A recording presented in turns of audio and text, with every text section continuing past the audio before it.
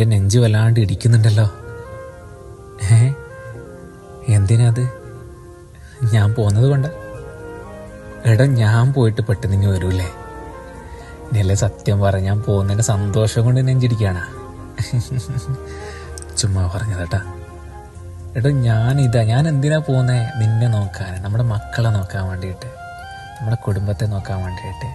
ഒന്നുമില്ല, നിനക്ക് പറഞ്ഞൂടെ? എൻ്റെ ഇക്ക പോകുന്നത് എന്നെ നോക്കാൻ വേണ്ടിയിട്ടല്ല, എൻ്റെ കുടുംബത്തെ നോക്കാൻ വേണ്ടിയിട്ടാണ്. അകലെയാണെങ്കിലും മനസ്സുകൊണ്ട് നീ എൻ്റെ അടുത്ത് തന്നെ എപ്പോഴും ഇല്ലേ? ഒരു ക്ലിക്കിൽ ഞാനില്ലേ? വാട്സപ്പിലൊരു മെസ്സേജ് അയച്ചാൽ എന്താടിയെന്ന് പറഞ്ഞ് ഞാൻ വരുന്നില്ലേ? ശരിക്കും പറയുകയാണെങ്കിൽ എന്നെ നീ ഇങ്ങനെ യാത്ര അയക്കാതിട്ടാ. എനിക്കും കൂടി സങ്കടം. ആ കണ്ണൊക്കെ ഒന്ന് തൊട്ടക്ക്, ഒന്ന് ചിരിക്കി.